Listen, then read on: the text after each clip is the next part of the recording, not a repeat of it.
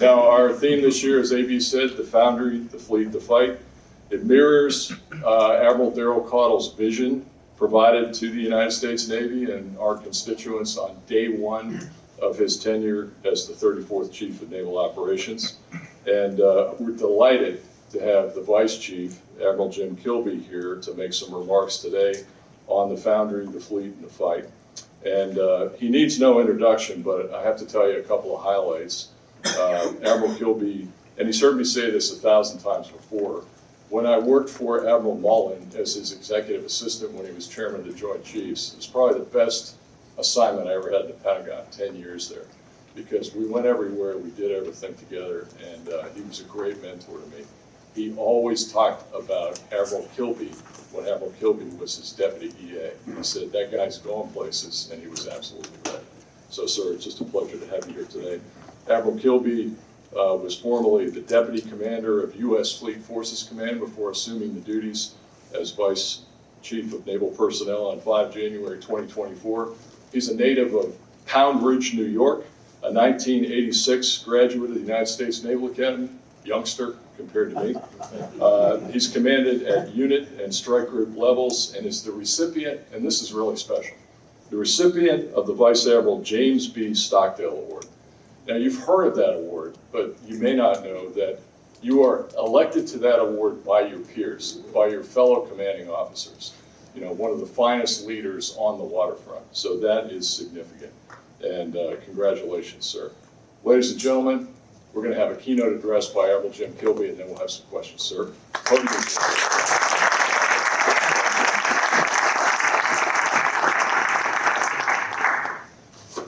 You know, when I hear that introduction, I'm reminded about something that just extemporaneously came out of my mouth was when I was at a shipyard. And I was walking around and I talked to a worker, you know, and he's like, how long have you been in the Navy? And I said, you know, almost 38 years. And I said, I'm thinking about making it a career. He just lost it, and that's true. So thanks for that introduction, sir. It is a pleasure to be here with you today to set off this series of discussions. I can't think of a more pertinent time to have this group of folks here working through the commission and everything else that's coming downrange. So I'm looking forward to it. And thank you, sir, and the Center for Maritime Strategies for bringing legislators, academia, industry, press, uniformed folks into the same room to have this conversation. It's a little distracting for me to look out there and see so many mentors, Admiral Hunt, Admiral Hart in the back, friends, George, so many folks here from my life. So I hope to stimulate you. We'll go through a couple comments and we'll have a back and forth here and hopefully set the day off right. So I'll do my best to represent the CNO's vision as indicated by Admiral Fogo. I've worked for him for quite some time here, so this is in concert with what he thinks and what he's been doing for a long, long, long time. And the Foundry, the Fleet, and the Fight, the groups of three are easy to wrap your gourd around, but there's a lot of depth to each of those areas, and we'll get into some of those areas. I was fortunate to travel early this week to Newport and then to Newport News, Norfolk Naval Shipyard, and talk to a bunch of sailors on ships. And whether they're in the Senior Enlisted Academy or they're at the deck plates of the Eisenhower or the John Warner, to kind of tease out these elements, and it resonates with them. Okay, I'm going to just talk about three seminal panels that are coming up here, which I think are important, and the people who make them up. So panel number one, we heard a little bit about that, but it's the Foundry. And the panelists in there are Vice Admiral Tom Moore, now with HII, Mr. Mike Coulter with Hanwha. I think he gave a shout out from the back. George Mutafis, who I met earlier. George, raise your hand. Perfect. And Mr. Peter Dombrowski is the moderator for that. So the Foundry, in that classic sense, is the shipyard. But in Admiral Caudle's view, it's anything that produces an output that's needed by the sailor. So a schoolhouse could be a foundry. So I'd ask you to expand your thinking about the Foundry a little bit. Panel two, the Fleet, which is Admiral Derek Trink. He's the Director of Surface Warfare. Neil Hogg, he's the deputy for N8 at Vice Admiral Skillman, which is, for those of you that don't know that, Deputy Chief of Naval Operations for Integration, Capability, and Resources. Dr. Eric Sand, and moderated by Doyle Hodges. So that's the second element of this. And finally, the third is the fight. And we have a great set of panelists here. Vice Admiral Bill Mers, former 7th Fleet Commander and N357 at the Pentagon, now with Ocean Engineering Corporation. Someone I work very closely with in the back, Rear Admiral Cujo Kijek. He is in charge of an outfit called the Office of Warfighting Assessment. We're going to talk about that in a lot of ways. I hope to tease about how we learn and keep learning and do assessments of things to not regress. Captain Steve Aldridge, he's most recently the EA for the chairman. He's a slow nuke. He has experience with the Joint Staff and NSC. And Alex Trimpe, who works in OPNET N207. That panel is going to be coordinated and moderated by Gordon Jakewith, who used to work on CAPE and I have a deep relationship with, now works for CNA. So all of those elements represent a critical part of the vision, and I think it's a great foundation. So broad panelists, diverse audience, I think we'll get at the things we need to get at here. So first things first for Admiral Caudle is sailors first. Sailors first. We should all write that down. If you were to draw a triangle with the Foundry, the fleet, and the fight, sailors would be in the middle of that triangle. You should always think about it in that regard if you want to be aligned with how he thinks about things.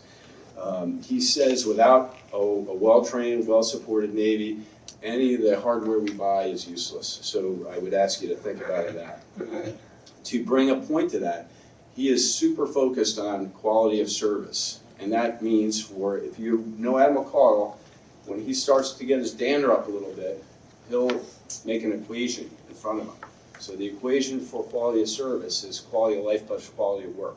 Quality of life are things that allow you to live your life, which includes things with the Navy. So easy access to the internet to go update your records. Quality of work is facilitation of getting tools to the worker to do the work, to the sailor in this case. So he looks at that very seriously. I think that element was crystallized in his brain when we at Fleet Forces looked into 2 series of suicides, which were most unfortunate, 4 on the George Washington and 4 at the Mid-Atlantic Regional Maintenance Facility. And when we found that, when we peeled that back in Newport News, we found a horrible system that we had created over decades, which put a burden on commanding officers like Hollywood Galt, who was in command of the George Washington when this happened. And so Admiral Caudle set to go reassess that and have an impact. And because of that tragedy, we are going to fix Newport News. That includes parking for sailors that are not negotiated with every single avail. A 1,500-bed facility for sailors to live outside the base, with a gym, with medical facilities so they can get to and from work without having to do cheetah flips, drive to Norfolk so they can drive back to Newport News. Ridiculous. So that's an exemplar of his passion to get after quality of service. Let me just skip to it. And so I think his view is if we treat our sailors like elite athletes, like a sports team, we will gain their commitment to the service. They will stay and be better served for us, which we have to work on the retention piece as well as the recruitment piece, which we're getting after. So the readiness of the Navy starts with the readiness of our sailors. We have to kind of continue on this path. And when budgets get tight, things start to move around in the Pentagon. So I am absolutely sure that Admiral Caudle is going to stay laser focused on this to make sure we don't reset and regress. Okay, on to the Foundry. If you know him, if you know his bio, I don't know that we've ever had a CNO that's been as steeped in force generation as Admiral Caudle. Sub-PAC, sub-force, fleet forces. All those jobs are force generation. So years and years and years of observing and thinking about the machine and working on it is what forms his opinion of the Foundry. And again, don't attribute, I'm speaking from my experience with Admiral Caudle. So these are Kilby observations for you, not vetted through him. So the Foundry is ship construction, it's deeper level repairs, it's munitions, it's production, it's infrastructure, but it is those other elements that I talked about. And I watched him at Fleet Forces wrestle with condition of hangars, condition of runways, condition of piers, which are foundational to supporting those elements. And he went after fixing the C2 in our Navy to ensure that those base commanding officers and region commanders were aligned to the fleet, not to CNIC, which can be disconnected from the fleet. So from a prioritization perspective, he has fixed that. So we can go after the things that are most important. But an example of how he did that was he went to the type commanders and said, report to me on all your facilities where you're hazarding humans or mission. Not CNIC, the type commander. And they have to come back with a report. And it was really interesting to watch those reports at what fidelity they came back in and what condition they knew it. Because if you're a tenant, you may not care about the facility you're living in as long as you can come back and lay in your bed at night and get up and go to work the next day. But understanding the condition of those facilities that we're requiring our sailors to work in is foundational to him. And we had a horrible example where a sailor was existing in a hangar, say Lures, for 7 years, where they were breaking the plane to make a connection to open that hangar door in an unsafe electrical manner because we had a deviance of behavior over time and didn't fix it. So that's an example of getting at that. If you know Admiral Caudle, he says, I can have a departure from spec, but I must have an expiration of that. Because if I don't have an expiration of that, that becomes a standard, it's good to go forever, right? That's an example of the Foundry for him. And so I think support from Congress, support from industry, support from Navy leadership, alignment. I told Admiral Fogo, I do not recall a time in my career where there's been such clear and consistent alignment from the administration down to the legislation, down to the Pentagon. So, but there's some world-class Foundry challenges, and you heard about one of them last night when the SecNav announced his decision to shift away from the Constellation class frigate. That's a hard decision. It's hard for our Navy, but it doesn't change our view of where the future of the Navy is going to go, and I know we have those conversations ahead of us. So, amphibious ship readiness, another significant area of effort for us, and me in particular with the SWOBOS and Admiral Cahill. We are not where we need to be with regard to that. There's a lot of reasons for that.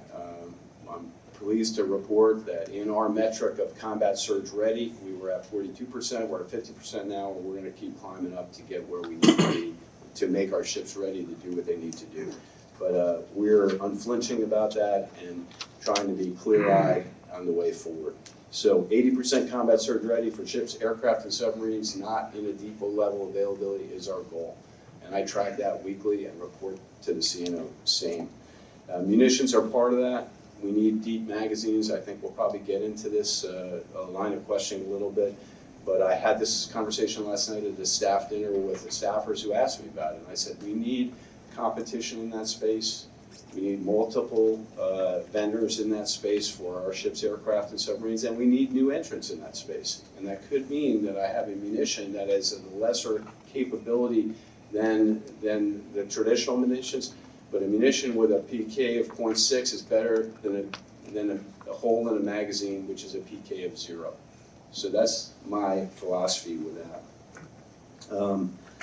We're working closely with new startups in this space. I think there's room to maneuver. As Deputy Secretary of War, Secretary Feinberg is all about this. I've been at the business end of his stare at a DMAG where we've talked about munitions and investing in them. And we have bad behavior in the Navy where we have funded our munitions at minimum sustaining rate to make our balance budget, our books balance, and we cannot be there today, is my estimation. Some good trends is Pearl Harbor Navy Shipyard. I was talking to Admiral Fogo last week in preparation for these comments.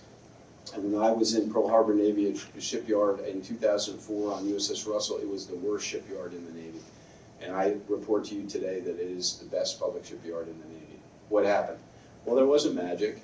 there was a leadership change and a culture change to focus on getting jobs done and the work that's in the yard. And I've witnessed that firsthand in a meeting with a room full of production folks where we're briefing a specific boat, and other people on other projects kip up and contribute to that because they're interested in getting that boat out of the yard. So it's a yard-wide focus to get that worker what they need to get done. I'm seeing the same thing at Portsmouth Naval Shipyard, where I went 2 weeks ago, where we've kind of changed how we assemble materials to get work done, and we don't start the job until we can close the job. And you watch that pervasively led through the shipyard, and it's not just a mandate from the top, it's been an inculcation at every level of that shipyard to make that stick. So to me, that is most heartening.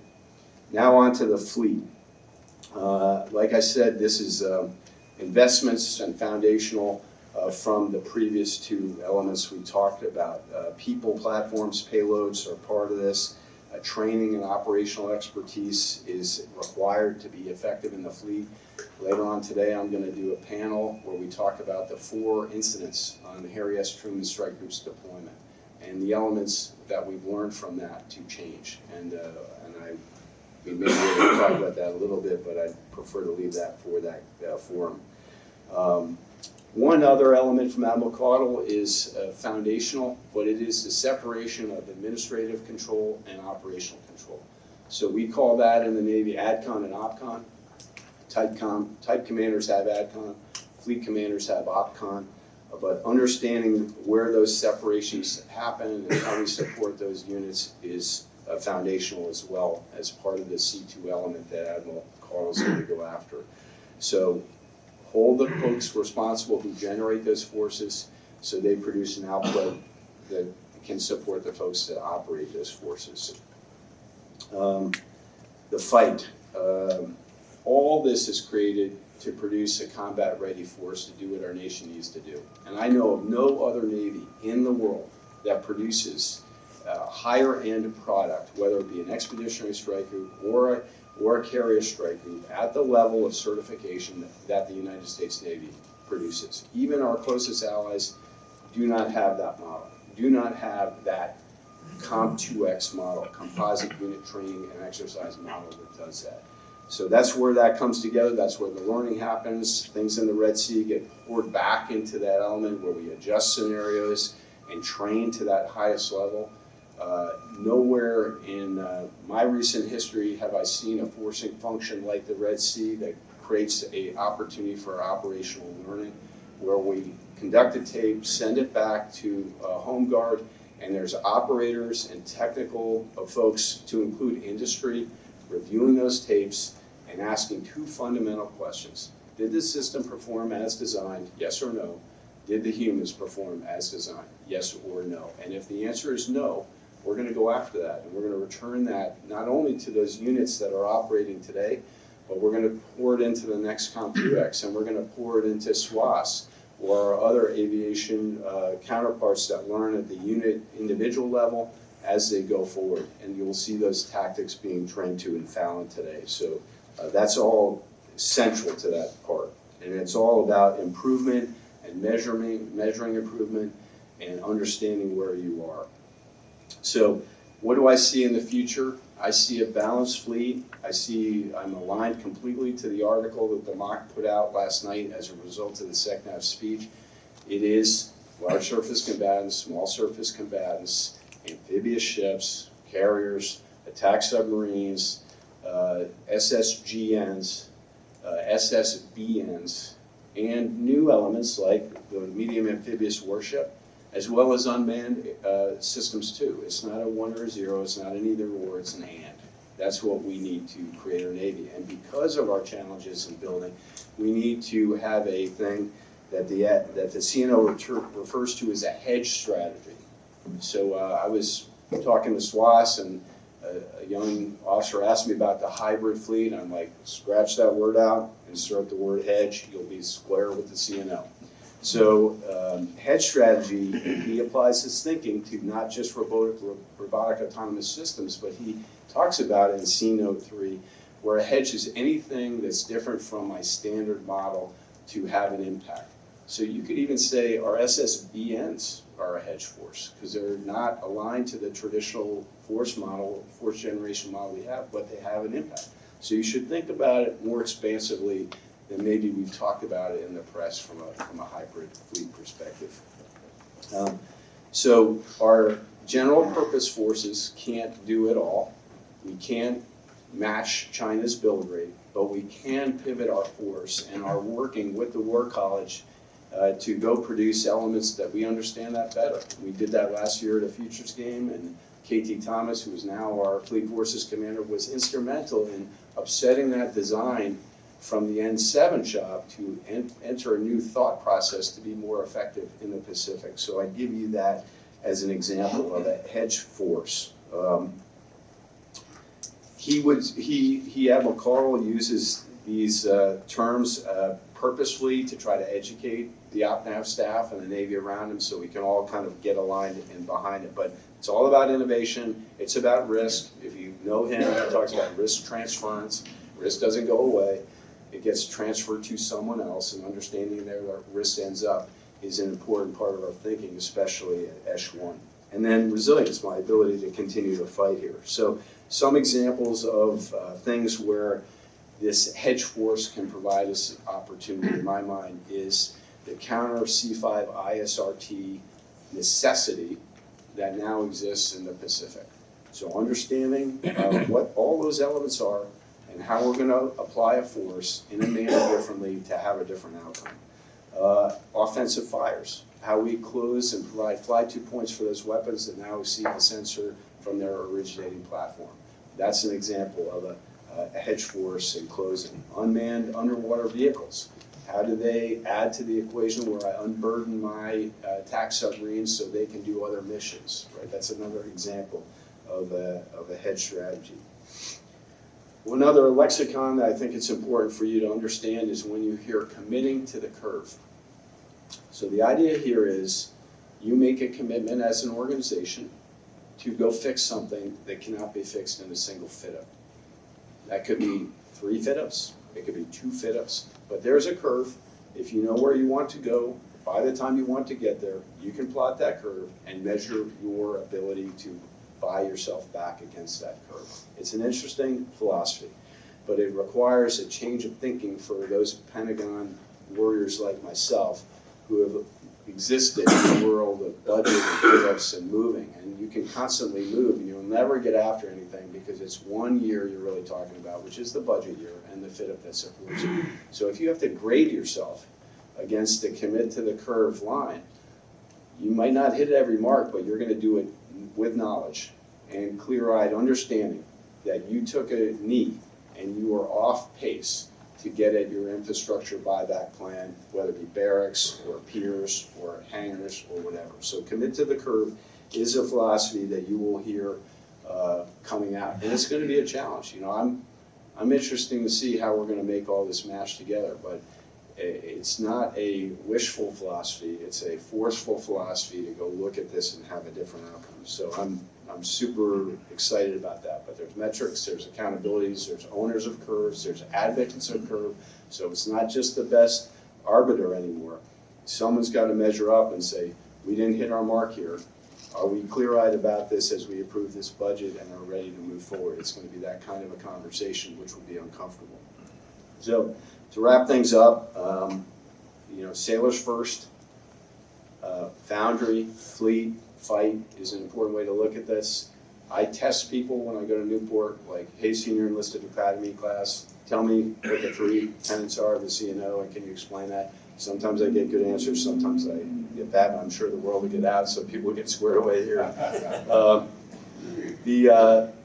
The vision, though, can only be realized with alignment across all the elements that are here today, right? It cannot just be the Navy that's arguing for a Navy, because that becomes an echo chamber. So it's got to be important things like the commission, important things like our legislators, certainly the executive branch has to be beyond this, and the folks that write about things. It has to be all lined up, and I see that great potential now, and this forum allows us to do that. So I see challenges, but I see great opportunities ahead. Hopefully you got a sense of that listening to the SecNav last night. And I'm confident with your support that we will continue to make the Navy our nation needs. We need a bigger Navy. Period. Mic drop. We need a bigger Navy. And just to kind of highlight that point, when Ensign Kilby entered the Navy, we had approximately 580 ships. Today we have 287 ships. We're doing more than we did when I entered the Navy from a global demand perspective. You can do the math.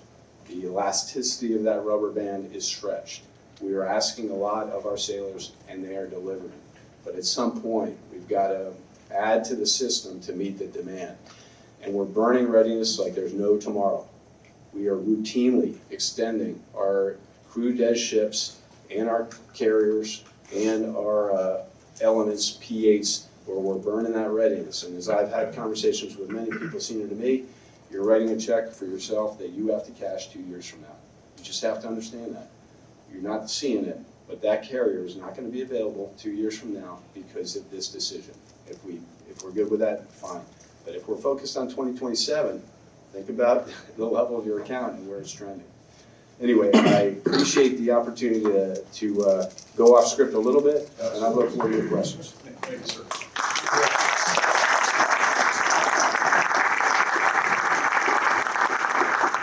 Okay, ladies and gents, the Vice Chief has graciously agreed to take some questions. The way we're going to work this today is I've got a few questions as a moderator we'll start out with. We'll go slow to fast, and then I have this great piece of technology here, and you should have on your chairs a QR code.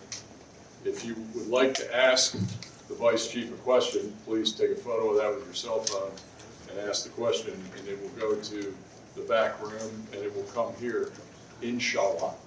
So, and it probably, the weak link in the chain is right here. So we'll see if we can make it. I used to use that word when I played golf in Bahrain. I would tee up to the ball and I'd say, inshallah, and I'd hit the ball. And sometimes without great result.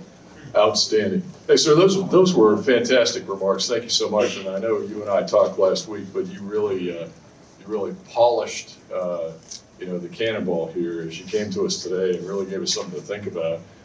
Foundry, fleet, fight. So, I want to start off with a little bit of a reset. I mentioned the admiration that both I and Admiral Mullen have for you and the burden that you took on earlier this year in really doing two jobs. So you were the acting Chief of Naval Operations, and you're also the Vice Chief of Naval Operations, and having been the Director of the Navy Staff, I know how busy Bill Moran was all the time with all the things he had to do. So that was just a huge burden. So how's it feel to have half of that burden lifted from your shoulders and have a new neighbor at Tinchy House? He's a great guy. Admiral Caudle was Subgroup 8 when I was 6th Fleet. And you always say you never want to work for somebody who had your job. He did that job 10 times better than I did. And he's wicked smart, PhD, cyber studies, 3 masters, 3 command tours. These 2 guys got fired. And he's just super smart. So it kind of lifted that burden. You're back to doing Vice Chief stuff. How's it feel? You feel freer? Well, I'd like to say I do, but I don't, because there's plenty of pressure and work happening in the Pentagon every day. I do think we owe it to the Navy to have a fully manned bench, for sure. And it's great to have him there, and it's great to have a relationship with him and know how he thinks. That helps me kind of connect the staff to him, and we move forward. So I'm excited about it, and I think we've got a lot of work to do. He's certainly got a lot of energy. He is not burdened by years and years and years on the Pentagon staff, so he's challenging us to go in ways that we haven't, which I think is healthy. And I tell people resistance is futile. So if you're going to fight the man, we're going to spend a lot of time rolling around the street together and not get anywhere.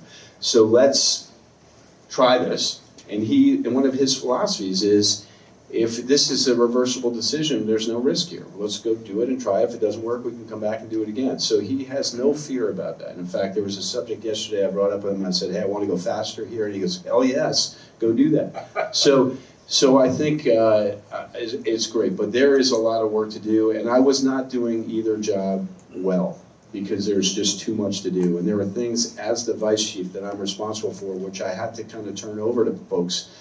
And I took my hands off the wheel, so I'm really glad to have a system, a fully manned bench and we can go do what the Navy needs us to do.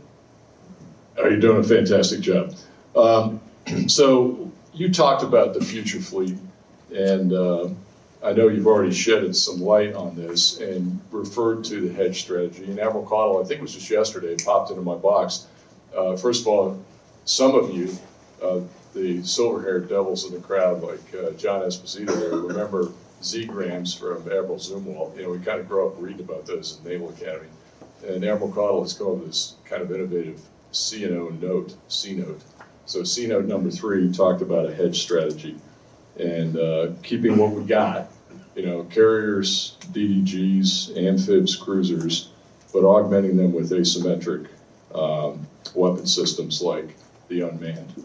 And we've seen this in Ukraine. Just last week, the Shadow Fleet, 2 vessels were almost sunk by unmanned drones from the Ukrainians. They've really written the book on this. I've heard Bob Work talk about this. And, you know, if you go that route with a hedge strategy, are you worried about protecting the hedge forward, or is that disposable income? And you and I had mentioned this last week. It's kind of like Chairman Myers, when I was in the Pentagon, he used to talk about transformation as wing walking in the flying circus. And he was an aviator, so I was intrigued by this. He said, you know, don't let go of that strut that you have a firm grip on, you know, before you reach out and get a firm grip on the next strut, because you're not carrying a parachute. You're just going to fly up the wing. So what do you say to that, sir? Well, I like the Tarzan analogy, where I'm not going to let go of this vine until I'm pretty sure I can grab the next vine, which is the same concept. The interesting thing about hedge forces are you don't have to treat them like our general purpose traditional forces.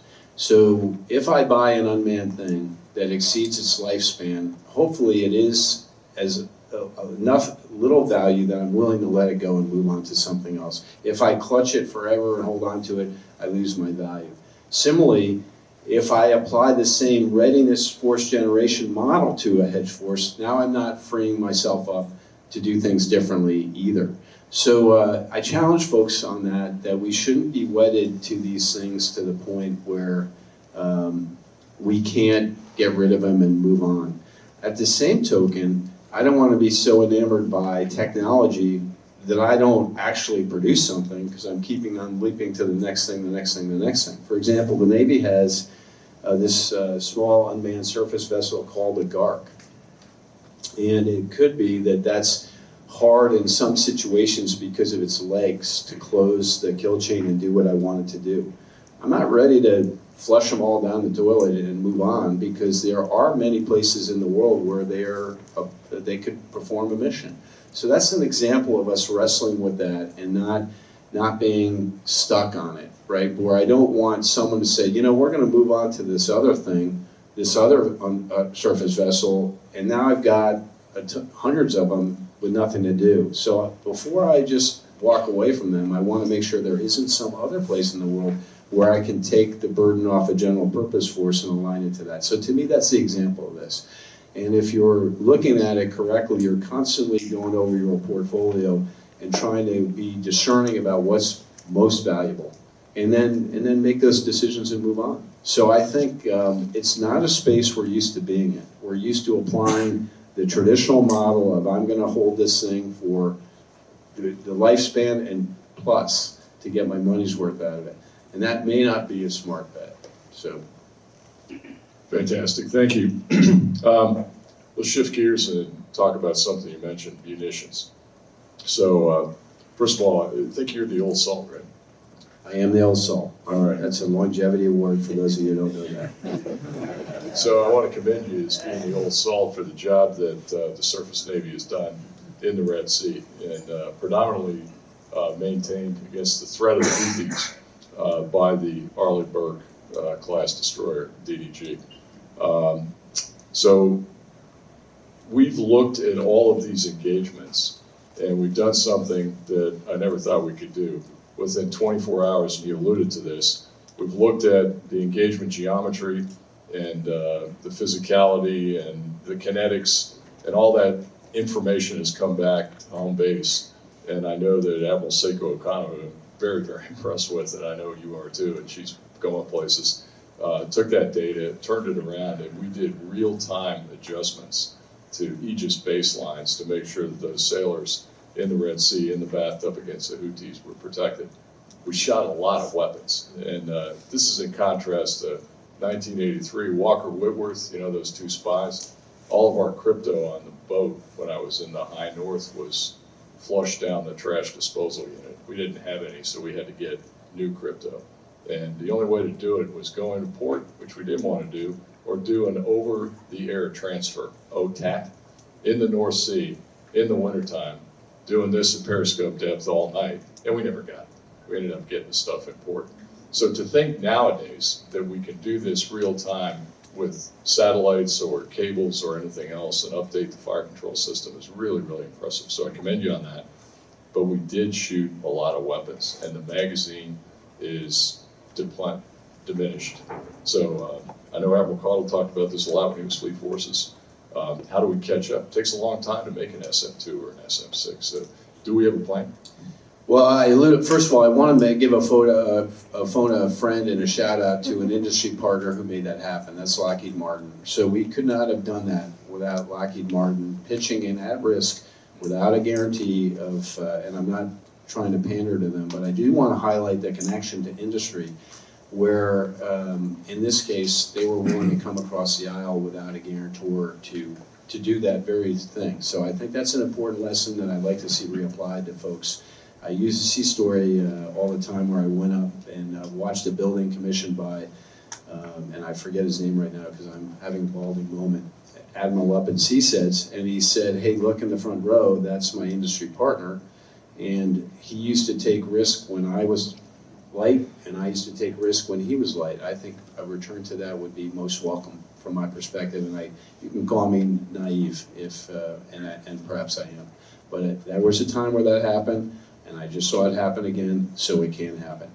So on to the munitions piece. One, there is a facilitization part, I would say, we don't call it the WIB, but an investment in our weapons manufacturing to catch up there. Those investments take a while. You have to get the money, you have to apply the money. In the meantime, Secretary Feinberg is pressurizing our industry partners to increase their production, increase the shift of work, increase the facilitization, modernize in some cases to produce weapons faster. So I see that happening. And I alluded to the pressure I felt in a DMAG where I held the line for another priority and got phone calls increasingly till 2200 at night after I left work about how we were going to align as a Department of Defense at the time, now War, on this prioritization scheme. So he is all behind that and focused on that. So we have to deliver now, and I think we're going to continue to see that pressure. A rough magnitude, I think we need to increase our weapons, preferred munitions weapons by a factor of 2, at least, right? Because right now, many of the folks in the room who were in uniform on Boxall, Jesse Wilson, others in command and strike groups, remember hot racking munitions loads because we got ourselves in a bad place and we need to get ourselves out. So Kilby map, a 2-time increase would put us where we're okay. But we need to go beyond that because we, have lived in a world where we didn't think we were going to have the Red Sea. We didn't plan to shoot a bunch of munitions, and then that happened, and we're caught with our pants not in a great place. So I think that pressure will continue, but I do think the idea that we have a company called Castilian that says they can make munitions faster, let's go see that.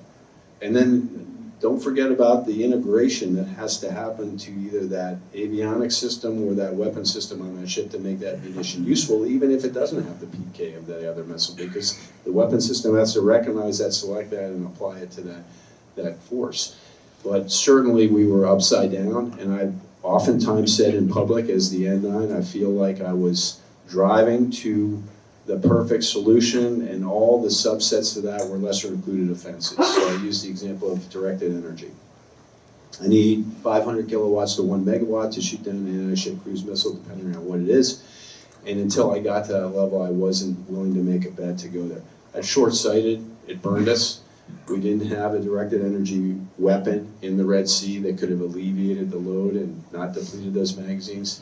But when I get asked in Congress, don't you feel awful about that, Kilby? Yeah, I do, but I don't feel awful about saving 350 humans that were on a destroyer. So in balance, we've got to learn a lesson here, and we've got the ability to recover from it if we can stay the course and align to those investments. So I do think we're on that path now, and we just got to stay steady on it. And it's most helpful to have the guy who approves the budget for the Department of War completely in that camp. Fantastic. Yeah, I think it was a great answer, and I'm all in for 2 times. So there's a homework assignment there for you, John. Okay, shifting gears, we're going to talk about something called large-scale exercise. It's kind of a plain title. Has anybody in here heard about it? Okay, a few hands in the room. So I was part of Large-Scale Exercise 2023 as a senior mentor, actually role-played as Secretary of War and Chairman of the Joint Chiefs. Pretty cool. Vice Chief was the Deputy Commander of Fleet Forces in 23. And large-scale exercise is something called LVC, live, virtual, or constructive training. So you're either a ship at sea or you're virtually in port from a command center, doing this live, virtual, and constructive training. So what does virtual bring to you? Well, first of all, the sailor's head can hit the pillow every night, so it doesn't burn personnel tempo or quality of service. We're not burning fuel, so that reduces the carbon footprint and the wear and tear and readiness on the ships. So in 23, we had about half the fleet at sea and the other half virtual or constructive. And in 25, it was about 25%, 75%. And there was a significant learning curve over those 2 events. It was all about testing distributed maritime operations. We got to a place in 2025 when our now CNO and then Fleet Forces commander said, hey, look, I think we have done DMO to a fairly well. We're good at that. I want to see something else. And the something else was the Global Maritime Response Plan. Now, this is really the brainchild of you and Admiral Caudle when you're at Fleet Forces. And I suspect that it's going to be, a mantra and a program throughout the Navy. Readiness conditions, combat surge ready forces, taking risk and taking some forces out of training before maybe they're certified to do every mission, and say we have confidence in our sailors, we're going to take some risk and we're going to push them forward to do something that might not be the high-end mission, but they can certainly fulfill the requirement in a theater overseas. I think that's driving some of our deployment in the Caribbean today. But Vice Chief, I'd just like to ask you, we're going to continue with a large-scale exercise. Do you like LVC? Are we going to invest in that? And what can you tell us about the Global Maritime Response Plan? Well, super question. There's a lot to it there, but Admiral Caudle's an iterative thinker. So when he has something that challenges him, it's going to pop up in other venues and actions that are more long-lasting. So I credit him with GMRP, where I was a dude with the fingers in the dike. He was standing back watching me stick my fingers in the dike and said, hey, that's awful. And so the genesis of that was having to identify 6 destroyers to go flow to Ukraine when Russia invaded the Ukraine. And we looked around and said, hey, where are those 6? Where are our next best ships? Where are our next 6 most available ships? And it was a real kind of JV ass leaping event to get after that, right? And we did it. But the question I asked myself is, where are the next 6 DDGs? And we didn't have a good answer. So the idea about GMRP is you align the system to be on the balls of their feet, not trying to figure this out, right? So, example, I need to load weapons at the pier in Norfolk, which means I need a waiver. Well, let's have that waiver written in on the shelf. And we stimulated this in large-scale exercise 23 when really it was an operational focused exercise, and I looked around and I didn't see my 41 or 43 participating. And I'm like, hey team, put on your cleats and get in the gym here, we got work to do. So it was stimulating the whole staff to realize their roles. The next version in 25 was, what's the OPNAM doing? What's Echelon doing when this happens? Do they have their notebooks written and their policies and procedures aligned to do that? So GMRP is an alignment of the system to be poised and ready to respond if needed. And it means you're thinking about that. Does anyone smell smoke here? It was over here. So the idea is that the system is aligned and ready to respond. You can't, well, that's an S2 and below exercise. That doesn't wash here. So I've seen that evolution get better and better.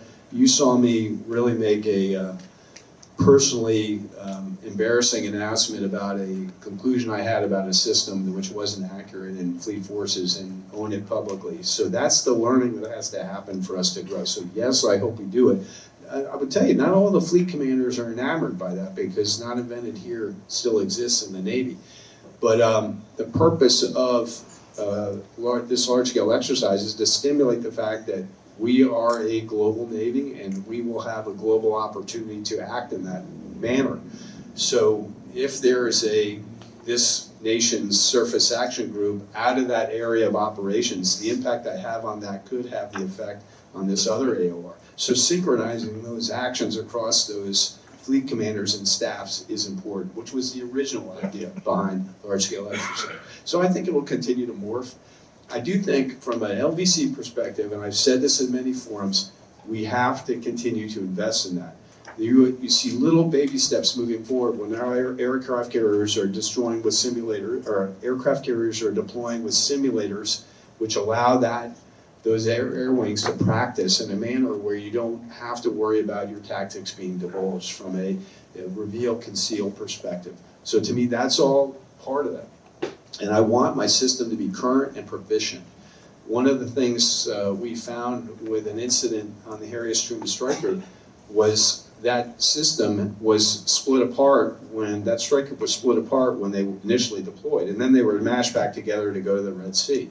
So there's an opportunity then to reset as a strike group, which is currency, proficiency, red crown procedures, all the things you need to do to operate at that level, which we get very trained up to do. But then there's a degradation of proficiency and currency over time if I don't reset myself. LVC allows you to do that as long as you build that into your game plan. So I'm super bullish about that investment, and I'm super bullish about the exercise where we train as a Navy to be responsive and not try to figure it out on the fly like we had to do with that Ukraine response. Is that? Absolutely, yeah. It was, Naval Doctrine Command down in Norfolk did a fantastic job with that. They're planning for LSC 27, and I hope they get the funding to do that. There was a lot of great lessons learned. Shifting gears into shipbuilding and readiness, I think we had 5 of the 7 big yards assembled last night when the Secretary spoke. Many of those folks are in the room today. And so I'd like to kind of talk about the Maritime Industrial Base and the idea of the hedge, keeping what we got, meaning the steel structures that are crewed with some of the best sailors in the world. You and I spoke last week about the shipyard integrated optimization plan. You made the comment on Pearl Harbor's doing pretty well. Shocked me as much as it said it shocked you, because when I was at Naval Reactors working for Admiral Bowman, that was the project yard. We really had to put some emphasis in there, so I'm pleased to hear that. Portsmouth Naval, I've heard from Senator Collins, she's really happy with what's going on up there. We got a new dry dock that is PSYOP money. And also wanted to talk about the decision to take a line officer, the old skipper I had when I was 6th Fleet at USS Mount Whitney, Kevon Hakamzadeh, and put him in charge of Norfolk Naval Shipyard. So what can you tell us about how things are going in the public yards, private yards, and why put Calvin down there? Okay, let's start with that idea, which was an idea really, I think Admiral Caudle had it, but it was also held by Admiral Franchetti. And when they rolled that idea out, I thought of, there's one human being here that can do this right off the bat, and it's Hack. So I visited him 2 days ago up at Norfolk to say, yeah, how's it going? What's happening here? And he's an interesting person, a prolific writer from Iran originally, which is unique for us. And he's crushing it, but he is, don't say we have victory here, because there's a lot of entrenched bureaucracy in Norfolk Naval Shipyard, and that doesn't mean people are evil. They're used to doing their thing the way they're doing it and don't want to change like most humans. So I sat in a meeting where the idea here is you take a line officer, you alleviate that shipyard CO. Where there's no place in our Navy where we put a single 06 in charge of 10,000 human beings at 17 sites. Just let that sink in. At my highest level of operational command, I had roughly 5,500 sailors, but I had 4 pipe-swinging warfare commanders that were directing those forces. It was well-equipped and well-trained to do that job. We take shipyard commanders who grow up in an engineering duty officer community without a lot of command experience and plop them into this super complex ecosystem with in-transits and all the things I discussed, and it's not a winning solution. So the idea here is I'm going to take a line officer, I'm going to put him in charge, I'm going to have 2 products lines, a submarine product line and a carrier product line. I'm going to unburden him with all the infrastructure worries about things that have to happen and stand up a deputy who is a commander in his own right for that facility so he can do all that stuff, and that's the experiment that's happening in Norfolk Naval Shipyard. But I sat in a meeting with about 30 people and the submarine project line leader when we were talking about an availability, and I looked at a lot of people looking at their shoes, and I'm like, teammates, we're all in this together. I have confidence you can do it, but we're not doing it now. Now, what he's done in the short time he's been there, which is roughly 5 months, is arrest the growth work on John Warner, so she'll be done on time. There's some challenges there, but she'll be done on time. He was trying to get a 2-month early avail. But Ike will get done early, which is unique for us in that shipyard for a carrier.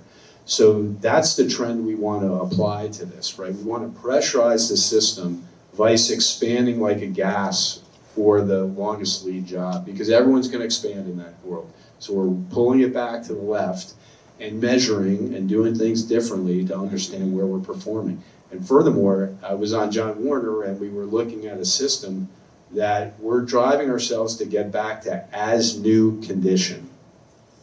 I think that might be a loser because that ship is not new. So what is good enough for that captain to be confident that they can execute their mission on that ship from that avail? How many people here in uniform have taken their ship in the yard where we do a bunch of open inspects, a third to halfway through the avail, present that report to commanding officer, and now that human being's in an untenable situation to extend their crew or conduct the maintenance so they don't pass it on to their relief. We need to do better. So it's a planning piece, it's an execution piece, it's a how many hours a day am I getting out of my worker piece? Not good enough, team. So it's going to require a lot of people to kind of step up and grow into that role. But the construct shift of having Steve Mongold, in this case, Captain Steve Mongold, be the submarine product line leader and hold those people accountable and to get an outcome where they're not just worried about their department, they're actually worried about the human being who's the project manager on that submarine and the workers that are trying to get that work done. It was interesting, I was at a meeting like a year ago now, and I was sitting and watching this meeting play out, watching bureaucracy in its most insidious state be what it is. And I saw this banner come across the screen and it said, disregard all alarms on John Warner. And then 15 minutes and the banner came across and said, regard all alarms on John Warner. And at the end of the meeting I said, wouldn't it be cool if you had a banner that said, we just issued a stop work order on John Warner. And everyone got up out of their desks and ran down to the boat to figure out what the stop work was and how to alleviate that. That would be cool. Yeah. But it doesn't exist now because its system isn't oriented to go to the worker and the project soup that they are the most important human in the universe. That's what HAC's getting after. Thank you, sir. Yeah, and while you were talking, I was looking at Vice Admiral Rick Hunt, a great friend of mine for many, many years, and we've had conversations about, we're going to build 2 of his ships, the Constellation, but the best thing about that ship is condition-based maintenance, which is integrated into the hull, and he'll tell you it's the most instrumented ship on the planet. The Italians don't do a lot of maintenance because the ship tells you when it's sick. It's like my BMW, get an oil change. We tend to do a lot of maintenance that's over the top, unnecessary, pulling a feed pump when you don't need to. And, we ought to use this technology, maybe integrate it in DDGX. In some cases, we create maintenance by doing maintenance because we break something. Absolutely, yeah. I remember the mechanics taking stuff apart and it was in worse shape and we put it back together. I had a question on sailor quality of life, but I'm going to save that for last because we want to get to your questions. I am logged on, Katie, to my iPad, but I don't see any audience questions here. So, People can stand up and ask. okay, yeah. My So, computer's gonna freak out right now. so who has a question? Sir, I don't know, now that you only have one job, how are you? tell us who you are. Nicholas Gurton? Nick Gurton, currently with Virginia Tech, former, your partner across the hallway, Assistant Secretary for Research Development and Acquisition. Now that you've done one job, are you taking good care of yourself? Because you need to. I'm trying. I actually measure my sleep with 2 devices. I have a CPAP machine because, like many surface warfarers, I have sleep apnea, which I blew off for many years. So I typically get, today I got a 94 on that. I also wear a Garmin sleep band, which we're going to issue to sailors because we're going to do experiments to try to make sailors more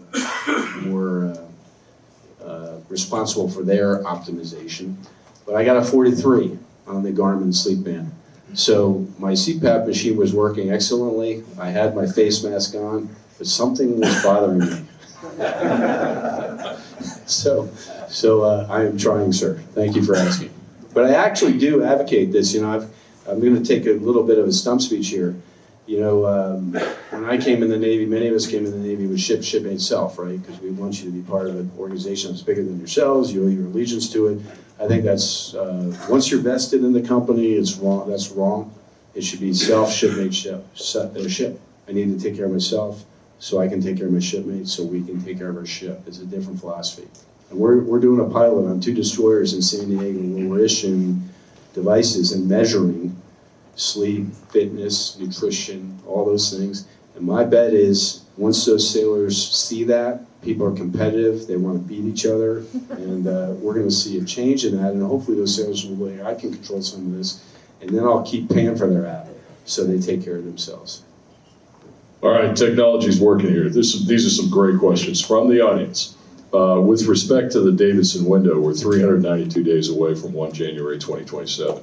Are we, as a nation and a Navy, moving at the appropriate pace to ensure the fleet is ready? So my answer is no. That's a Jim Kilby answer. I don't want you to attribute that to CNO Caudle or the Secretary of War, but I say no. And the reason that the Navy picked 2027 is we wanted to stimulate the herd here and wake us up to realize this is a thing.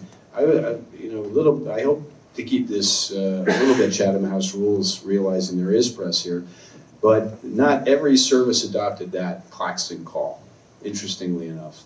Now, to me, it is still a useful vehicle, but it's increasingly less useful because it's so close I can't use a justification for that because it actually works against me. If someone says, hey, this thing you're procuring doesn't deliver by 2027, why should we buy it? So to me, it's not the sail off the edge of the earth picture on the Kansas Point of No Return album. It's the what's the next thing, and what's the next thing, and what's the next thing. So I want to get ready for 2027, and then I want to be more ready for 2028, and then I want to be more ready for 2029. So I've got to view it in that view. So there's certainly all hands on deck effort for 2027 now, and we owe that to, in my case, Admiral Kaler. What can I deliver to you by 2027? And it may not be the full capability you want to operate this unit within this weapons engagement zone for this amount of time, but I can operate this system in that environment for this amount of time. So plan accordingly because that's what you're going to get. And in the meantime, I'm going to work to achieve your full measure requirement. So the Davidson window is useful to wake up a sleeping machine. We need to continue to pound that drum hard, I think, and then look at the next step and the next step and the next step. That's the Kilby answer. Fantastic. I'm going to go rapid fire through these. Like I said, some great questions. This is interesting. What assumption underpinning our strategic thinking gives you the most concern? Well, there's a logistics element, of course, that we kind of wish away typically when we do either exercises or planning because we know it's vexing. So the logistics piece, especially given the condition of our military sea lift command today, troubles me. Now, we had a courageous leader, Phil Sobek, who has recently retired, who called that out and publicly went on record to go fix that. And I commend his ability to do that. We've got to fix that and then have surplus to be sufficient, and we've got work to do there. I do think the opportunity, though, of shipbuilding and the things Secretary Phelan alluded to last night will allow us to not just totally rely on our traditional 7 shipyards, but expand to other shipyards to supplement our fleet to make it better. I see that great potential in the future, which could help us logistically. Fantastic. I'm heading down to Danville, Virginia next Friday, the 12th, to give the graduation speech for the additive manufacturing facility. There's probably 100 young kids that have gone through 16 weeks of training. They're going to flow out into the industrial base. This question from the audience is relevant to that. What's the Navy doing for sailors leaving active duty to make them aware of technical positions and training available in the maritime industrial base? Well, I think we can do better there. I will say, when I went down to Danville and canvassed the people that were working in those 5 disciplines, a lot of them were veterans, not just from the Navy, but from the Army, who had been wounded and sacrificed greatly for their nation and felt a calling to come back and do that. So that place makes you feel good about where we're going. We need about 20 of them, and then we need 100 of them. If we're going to have 30% of our workforce be industrial inclined, which we're hovering at 11% now, so we're upside down. The prospect of that, though, is super interesting. Danville's a town that kind of reinvented themselves. They were a tobacco textile town, and 10 years ago they had the foresight to create this center, which creates this output that you described. But they treat it like an institution, you know, almost like a ship. You show up more than 6 minutes late, you get a demerit. You get 6 demerits, you're out. If you show up 50 minutes late, you get 2 demerits. So there's an expectation that you will perform as a human being and meet your responsibilities, which is ingrained in them. And the vast majorities of the instructors there were graduates themselves because they felt the calling to go back and reinvest in that. Now, technically, additive manufacturing, we got a long way to go. So, as an example, if I try to buy you've heard me talk about the hanger bracket door for the USS Halsey, but let's talk about bolts that don't exist in the system for whatever reason. If I can make them in an additive manufacturing manner, I have trouble having them flow back into the supply system so they're available to the world. I'm working that hard with Ken Epps and a bunch of other people in the Pentagon, and I'm going to be like the Terminator here. We're going to fix this up. We're going to fix this. But I want to be like Amazon. I can buy said helo hanger door bracket for $256, and it will take me 42 weeks to get that under option 1. And then I can go down to option 2, and I can get that hanger brake in 19 days and pay $2,000. I will do that because time matters. And we don't focus on time as a meaningful metric. That is the most important metric for production of maintenance and work. All those things matter. So squeezing the system to get the max efficiency out of it, additive manufacturing isn't the answer to everything, but it can sure help. And you know, I came and quack, and additive manufacturing, people were like, yeah, Kilby, shut up. And I'm like, okay, you type commander, give me your top 10 degraders. You type commander, give me your top 10 degraders. You type commander, give me your top 10 degraders. And that system, make these parts and put them in the system. So that's a change to try to reverse that system. So I'm bullish about that. They have an innovation center in Norfolk Naval Shipyard. I met that. There's super passionate folks there that are doing things and trying to build that into the yard so they don't have to outsource parts. Yeah, I'm super enthusiastic about it. I've been down there myself for Industry Day.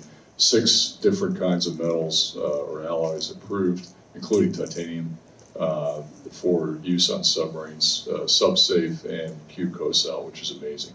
And Admiral Goucher came up with the brilliant idea of creating an additive manufacturing squadron commander, Jason Deichler, who was former Subron 6. He's just doing a terrific job down there. Okay, shifting gears, sir, you were in Norfolk for a couple of years. There's a lot of NATO down there. This question from the audience is, what challenges do you see in maintaining interoperability with our allies, and what kinds of industrial and tech cooperation could we develop with our allies and partners? I'm probably a little light on the industrial piece. Of course, AUKUS is an example of that, and and we've got to kind of close on that. Recently completed a review, Secretary of War, that's going to go back. We'll work our way through that. I'm an AUKUS fan. Have to do it for any number of reasons, not only to have a base that's accessible for our submarines in the Western Australia, but to have more of a connection with an industry or with a nation that is going to become a nuclear power with submarines. And that is a huge lift for Australia. The estimate is 1 out of every 6 human beings in Australia will have to have some connection to the system to make it work. That is a commitment, and we have to help them do it, in Kilby's opinion. I do think we can't demand that our allies gravitate to our standard. And my experience comes with working with the UK and their carrier strike program, which I did as a deputy commander of fleet forces. But what I did say to them is, hey, you may not have our scale, you may not have our exact model, but there's this thing called LVC that you can invest in. And I was a real wanker about it at many meetings because people are like, yeah, we want to buy stuff. That's not something you can justify for the MOD and others. And I said, yes, but it's super powerful. And if you want to be interchangeable with me, I have to have some measure of that interchangeability that is beyond passionate commitment. You know, what can you produce? How do I measure it? And how do I know you're at that level of proficiency? LVC allows you to do that. So to me, that is a technology that we can share. And I said, I don't care if you buy my box, but your box needs to talk to my box.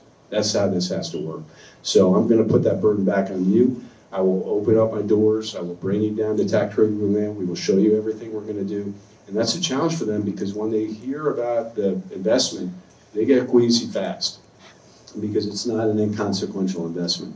But let's start, and it will make us better together. So I think there's a human aspect of this beyond the industrial base that we need to continue to pressurize. Fantastic. We're right on time. One last quick question. Somebody asked about the Davidson window on January 2027. In fact, the United States Navy is going kinetic and going to war on 13 December in Baltimore. What's the point spread for the game? I am really optimistic about this game. I have watched or listened to every Navy football game, and I was most heartened by Memphis. So that was a really great game, and I could not be more pleased with the midshipmen and the Naval Academy and their passion. That was a super play. So I'm really enthusiastic about it. I think we're going to crush Army. Outstanding. Ladies and gentlemen.